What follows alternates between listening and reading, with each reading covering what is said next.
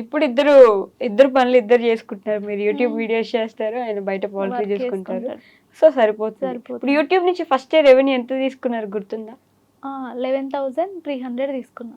Okay. ఏం చేశారు మరి ఆ మనీతో? నేను ఇయర్ రింగ్స్ వేయించుకున్నా గోల్డ్ ఓహ్! నైస్. ఫస్ట్ గుర్తుంటాయి. సాలరీ అని గుర్తుండాలని గుర్తుండాలని అది తీసుకున్నాను. చేయించుకున్నాను. బట్ మీరు బాగానే సపోర్ట్ చేస్తున్నారు ఆ లెక్కన. ఏం అనట్లేదు కదా?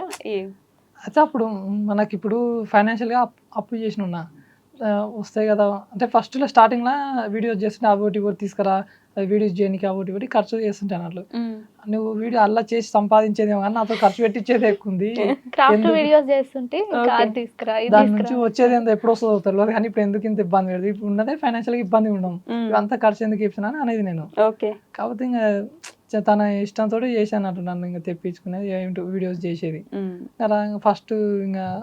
ఫస్ట్ శాలరీ వచ్చినాక నాకు కూడా అరే దీని నుంచి కూడా వస్తున్నాయి, సపోర్ట్ చేసి ఇంకా రావచ్చు, మనకు ఫైనాన్షియల్ ఇబ్బంది ఉండదు అని. ఇంకా అంటే ఇంతవరకు ఎట్లా ఉండంటే నా మ్యారేజ్ అయిన 2-3 years వరకు ఒక్కొక్కసారి ఇప్పుడు నా అమౌంట్ విషయంలో నాకు ఇబ్బంది అనిపించింది. అంటే అరే మా ఇంట్లో నేను ఒక్కరిని, మా నాన్న ఉంటే బాగుంటుండే, ఫైనాన్షియల్ అసలు నేను ఒక్కనే కష్టపడి ఇట్లా నేను ఇంత చిన్న ఏజ్లో ఇంత కష్టం ఎందుకు అని అనిపించేది.